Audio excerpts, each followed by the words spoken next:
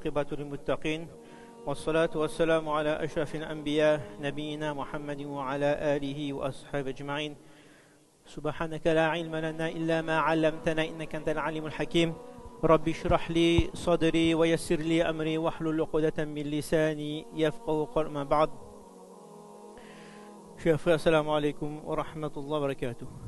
Remercie Allah subhanahu wa ta'ala qui nous a accordé iman. Cet iman qui est aujourd'hui en danger.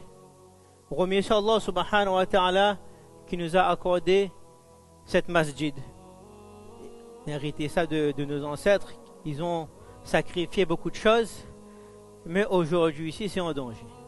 Remercie Allah subhanahu wa ta'ala qui nous a permis de venir tôt à la masjid pour faire la salat ensemble, pour démontrer notre union. Cela aussi aujourd'hui est en danger. Il faut se réveiller et s'unir à tous les niveaux. On arrive à la fin de l'année. Dimanche, on va observer la lune. On changera d'année peut-être lundi, 1446. Et comme ça, il y a des moments dans l'année, par exemple le mois de Ramadan, ou bien de Sha'ban, ou bien parfois il y a des événements dans l'année, on se remet en cause. On fait ses comptes, on regarde qu'est-ce qu'on a fait de bon, de moins bon, on corrige, on prend des bonnes résolutions. Et peut-être pour l'année qui vient, il faudrait essayer de développer, de prendre une résolution, de développer cette qualité qu'on a, c'est-à-dire notre fraternité, notre unité, notre union. Ce sera, Inch'Allah, le sujet d'aujourd'hui pour ces quelques minutes. Dans le langage parlé, parfois on dit Ya Akhi, ou bien Khouya, ou bien mon frère, ou bien frère. Ça, c'est une démonstration un peu de notre amitié dans le langage. Mais Allah subhanahu wa ta'ala, il dit dans un verset Innama al-mu'minuna ikhwatun. Innama. C'est-à-dire certainement, c'est sûr et certain. Qu'est-ce qui est certain? Al-mu'minoun, les croyants. Allah subhanahu wa ta'ala n'a pas dit muslimoun, il a dit mu'minoun. Ceux dont le iman est ancré dans le cœur, dans notre foi. Il sait différencier qu'est-ce qui est bon, qu'est-ce qui n'est pas bon. Il sait que ce monde est éphémère et pour atteindre le paradis, il y a des obstacles, il y a des sacrifices à faire.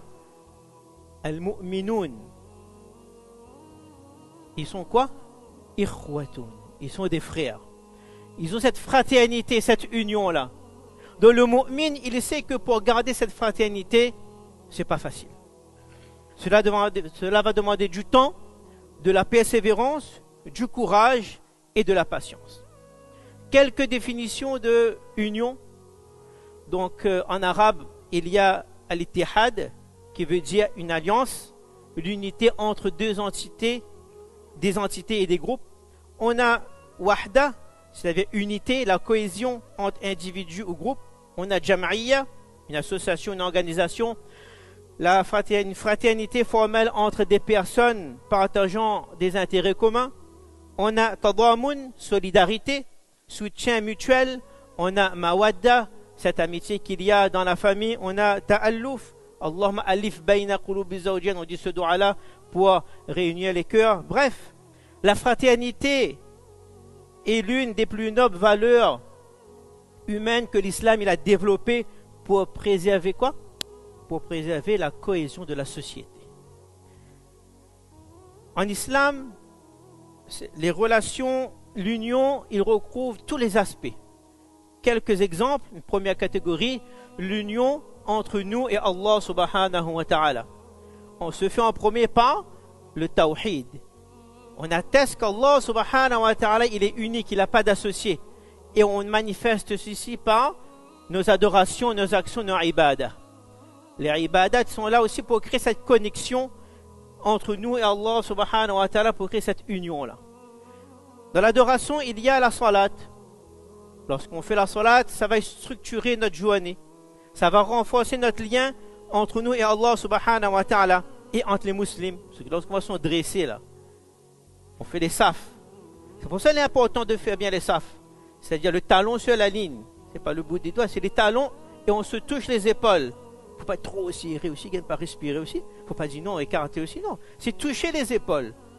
Et on parle du milieu aux extrémités. Ce n'est pas les extrémités jusqu'au milieu, ce n'est pas un fait ici, un fait là-bas, non. C'est pour démontrer cette union-là dans la soie-là. Ensuite, il y a le jeûne du mois de Ramadan, on va purifier notre intérieur pour créer cette union avec Allah subhanahu wa ta'ala. Il y a le mois du partage avec les autres. On a la zakat, on va purifier nos biens cette fois-ci et aider les plus nécessiteux. Et enfin, la cerise sur le gâteau, le hajj.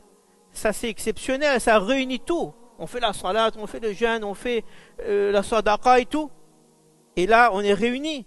On est réunis, tout le monde, dans un linceul. Non, dans un seul vêtement blanc, c'est comme un linceul. On est tous égaux devant Allah subhanahu wa ta'ala, sauf notre taqwa qui prend le dessus par rapport aux autres. On a aussi l'adoration, le dua. Là où on demande à Allah subhanahu wa ta'ala, on crée cette connexion entre nous et Allah subhanahu wa ta'ala dans notre propre langue. On demande ce qu'on veut à Allah subhanahu wa ta'ala. Deuxième catégorie d'union, c'est l'union avec les proches. Al-Usra, la famille. Parents, enfants et les proches. Et l'islam, il insiste sur l'importance de garder, de bien traiter les parents, surtout lorsqu'ils sont âgés. Et aussi les parents, c'est obligatoire, c'est leur responsabilité de fournir une éducation à leurs enfants. Les parents, il faut assumer cette responsabilité que c'est vous, c'est nous, parents, qui doivent donner l'éducation. C'est pas l'école, c'est pas la télé, c'est pas la rue, c'est pas le téléphone, c'est pas la madrasa, c'est pas le molissab. Non, on est là pour vous aider. Mais ça incombe aux parents. Union dans le nikah, donc le mariage, c'est une alliance sacrée qu'Allah subhanahu wa ta'ala a fait entre Adam alayhi salam et Hawa dans le paradis. Briser cette union, ça fait briser le trône d'Allah, ça fait trembler le trône d'Allah subhanahu wa ta'ala. Et cette union, dans le mariage surtout, c'est difficile à garder. Silatul Rahim, l'obligation de maintenir et de renforcer les liens familiaux. Autre catégorie, l'union avec la Ummah. Donc on a le Ukhuwa, la fraternité.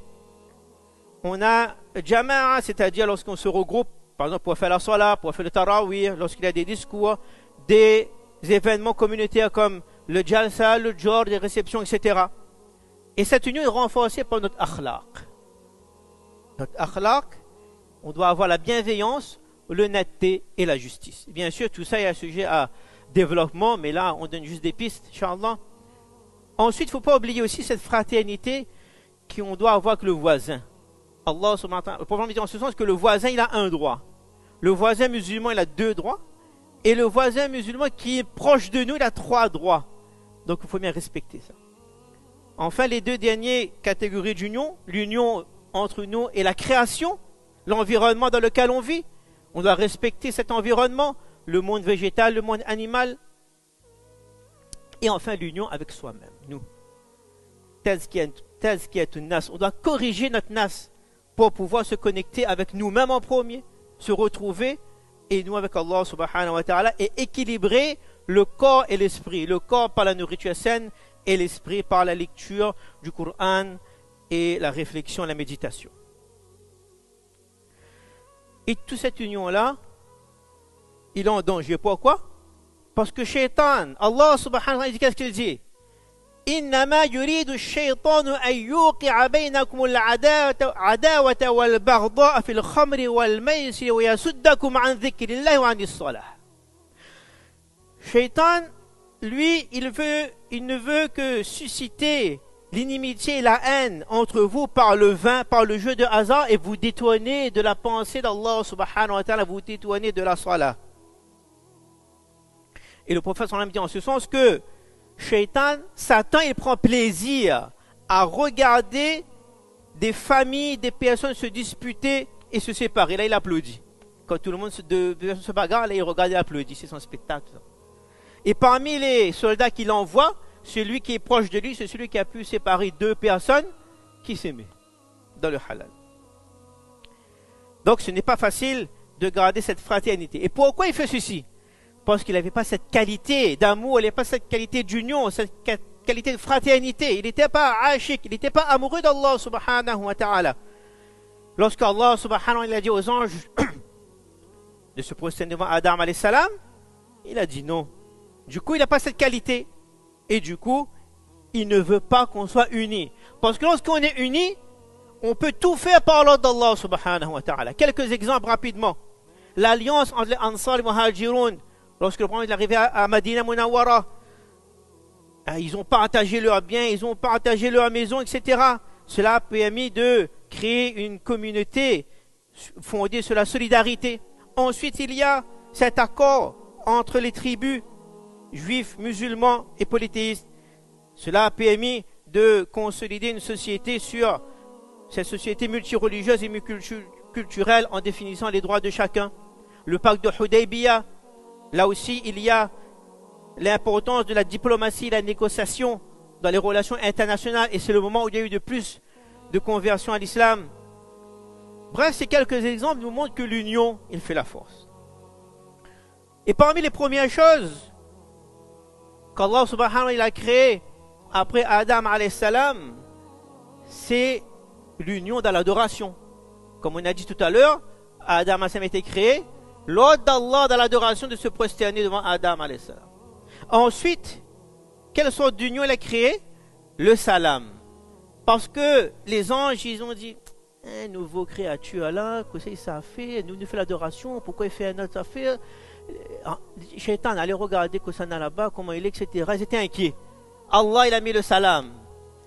Faites le salam entre les anges et Adam, ça me crée ce lien-là. C'est pour cela, lorsqu'on se retrouve, on connaît une personne, on ne connaît pas, il faut faire le salam, donner la main, ça efface les péchés. Donc Shaitan, il veut détruire ça, il veut détruire cette union. Il fait petit à petit. Quelques exemples. Nous savons tous l'Andalousie musulmane, 800 ans d'union. Combien il y a eu de progrès, que ce soit culturel, que ce soit scientifique, que ce soit ilmi, économique, jusqu'à aujourd'hui on utilise en quelques dizaines d'années des divisions, jalousie, envie du pouvoir, etc., etc., des divisions, tout a été exterminé. Shaitan n'aime pas l'union. Dans le mariage, on a vu, au début, 2 ans, on sort ensemble dans le haram, tout va bien. Masha'Allah. On veut venir faire halal, 1 mois après le divorce. Shaitan ne veut pas que ce soit halal. Entre les frères et sœurs, parfois pour une broutille, parfois pour une incompréhension, une jalousie, pour un héritage, on ne se parle plus pendant des années. Et Shaitan, il est là, il applaudit, il regarde. Il se rit de nous. Donc il ne faut pas être influencé par ce qui se passe à la télé, par les comédiens, par les mauvais amis, parce que ça c'est les ruses de Shaitan. La suite du ayat nous donne la solution. Innamal mu'minuna ikhwatun fa'aslihu bayna akhawaykum. Établissez la concorde entre vous, corrigez-vous. Lorsqu'il y a des embrouilles comme ça, résoudre le problème de suite. Wa'tasimu bihablillahi jami'an wa la tafarraqu. Ne pas se diviser, rester ferme sur la code, c'est-à-dire l'ordre d'Allah subhanahu wa ta'ala. Donc quelques outils. En premier, bien sûr, il y a la salat. Comme on a dit, la salat permet de renforcer ce sentiment d'unité. Il y a la zakat. Si on n'a pas donné, de rattraper tout ça, ça permet de réduire les inégalités. Il y a le hajj, on a vu. Il y a aussi le mashwara qui est très important, que ce soit dans la famille, que ce soit dans les associations, que ce soit dans...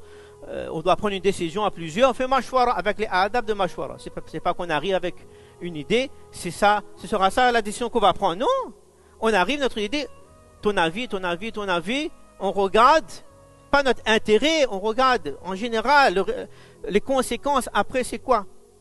Et là, il y aura la baraka dedans. On a le islah qu'on a vu, résolution pacifique des conflits. Et il y a aussi le fait de participer dans les organisations d'activités sociales, culturelles, qui rassemblent les gens, et de pratiquer des œuvres de bienfaisance et du volontariat. Il faut savoir qu'à la fin de notre vie, il va rester un seul union, voire 2. L'union entre nous et Allah subhanahu wa ta'ala, et le jour de la résurrection sera l'union entre nous et le prophète sallallahu alayhi wa sallam. Parce que ce sera nafsi, nafsi. Notre enfant pousse à nous dans l'enfer. Notre ami va envoyer à nous. On a besoin de bonnes actions, envoyer à nous.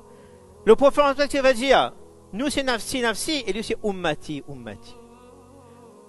Donc, pour terminer, on peut pratiquer déjà quelques actions pour développer cette union, cette fraternité. En premier, bien, il y aura la khutbah dans un instant. Il est interdit de parler. Il est interdit de parler. Donc, sous faire respecter ça, on va développer cette union-là. Parce que si on est en train de faire la khutbah et les gens vont parler à l'extérieur, ça va déranger tout le monde. Des unions. Les imams sont obligés de dire arrêtez de parler. Ensuite, on va faire la salat, de bien dresser les safs comme on a dit, rapidement, devant, bien les épaules, etc. Ensuite, après, dans la salat, il faudra rester concentré, essayer si l'imam il va lire quelque chose qu'on connaît, on essaye de concentrer sur les paroles. À la fin, prenez au moins 30 secondes pour faire dua. Après la salat, on se met debout, on s'en va, prenez 30 secondes, on va créer cette connexion entre nous et Allah subhanahu wa ta'ala, cette fraternité, on va demander. Et à la fin de la salat, on peut faire les sunnat muakkada. Il faut savoir que si on ne fait pas les sunnat muakkada volontairement, c'est un péché. Donc il y a des sunnat muakkada à faire. En sortant, on peut faire un don à la masjid, ou bien pour le projet du vin aussi. Ça aussi, ça permet de développer cette union-là. Et enfin, on retrouve nos amis en faisant Assalamu alaikum. Et on se retrouve, Inch'Allah. À plus grande échelle. Mais ce dimanche, on va voter. Vous savez tous, il y a deux Jumu'ah. On a donné les dalils, on a donné les définitions. Mais imaginez-vous un instant qu'on est tous unis pour voter pour un tel et pour un tel. Subhanallah. Quel aurait été l'impact? Je vous ai dit, l'union peut changer toute chose. Il faut bien réfléchir. Lorsqu'on va participer, lorsqu'on va déposer notre bulletin, il faut savoir qu'on sera questionné auprès d'Allah subhanahu wa ta'ala. Vous avez voté pour un tel? Oui, mais c'est quoi les raisons? Donc à nous de bien réfléchir. Est-ce qu'on a fait par intérêt personnel ou bien pour la société en général? La semaine prochaine, il y aura un rassemblement. Là aussi, ça permet de développer cette union-là. Le 12 et le 13 et le 14 juillet à Saint-Louis. Celui qui se rencontre, deux personnes qui se rencontrent pour le plaisir d'Allah subhanahu wa ta'ala, ils seront où? À l'ombre du trône d'Allah subhanahu wa ta'ala. Ça nous permet de développer cette union-là, cette fraternité, donc de participer. Et enfin, comme vous l'avez appris, il y a le jalsa de la madrasa. Le jalsa de la madrasa où plusieurs élèves de votre madrasa, de notre madrasa, présenteront des lectures du Coran, des sketchs, des anachis, des nazam, des discours. Et cela se déroulera au gymnase stade de Nelson Mandela à Terre Sainte. Donc près de l'hôpital, près du lycée là-bas. Et elle commence à 10h précises. Il ne faut pas rater le début. Parce que le programme est quand même exceptionnel et magnifique. Donc toute la Jamaat de Saint-Pierre est invitée. Donc cela va, en participant, on va développer cette union-là. On peut développer notre union, notre fraternité en faisant du covoiturage. Parce qu'il n'y a pas assez de place aussi pour les voitures. Donc on peut ramener plusieurs personnes avec nous. Ceux qui n'ont pas de transport, ne vous inquiétez pas. On a mis à votre disposition des bus. 3 points de rassemblement à Jolifond près du parking de McDo, Ravine Blanche, parking de l'église, et ici en ville, parking de Masjid, parking de Kiabi. Donc le bus il va prendre entre 8h30 et 10h, il va prendre des personnes ici pour ramener là-bas. Et après quand c'est fini, retour. Quelques contraintes d'organisation et de placement de place. On demande justement d'éviter d'amener des enfants de bas âge qui ne font pas partie de la madrasa et qui sont susceptibles de faire du bruit parce qu'on est dans un gymnase, ça va résonner. Et enfin, vous resterez sur place, il y aura des ventes de gâteaux, des repas, et là, vous pourrez faire 2 choses à la fois. Remplir votre ventre et remplir les caisses de la madrasa. Parce que l'argent, les recettes seront pour la madrasa. On pourra faire 2 actions en un. Donc, je termine là-dessus. Donc Allah subhanahu wa ta'ala nous donne beaucoup de baraka dans l'année qui vient. Chacun d'entre nous, ce soir, demain, avant de dormir, on fait un bilan de l'année qui s'est passée. Qu'est-ce qu'on a fait de bon? Qu'est-ce qu'on a fait de moins bon? Qu'est-ce qu'on aurait aimé faire? On prend des décisions. Donc là, on va lire 3 pages Coran par jour, obligatoirement. Tabarakalladhi, faire les sunnat muakkada. On va rendre visite des personnes qu'on n'a pas rendu visite, etc. On met et on essaye d'appliquer. Et bien sûr, on va mettre dedans, en premier, de développer cette union, cette fraternité qu'on a parlé aujourd'hui. Donc Allah subhanahu wa ta'ala permet de développer justement cette fraternité entre nous afin de progresser en nous-mêmes, progresser dans la société et non de faire le contraire. Amin Rabbal Alamin. Wa akhiru da'wana anil hamdulillah.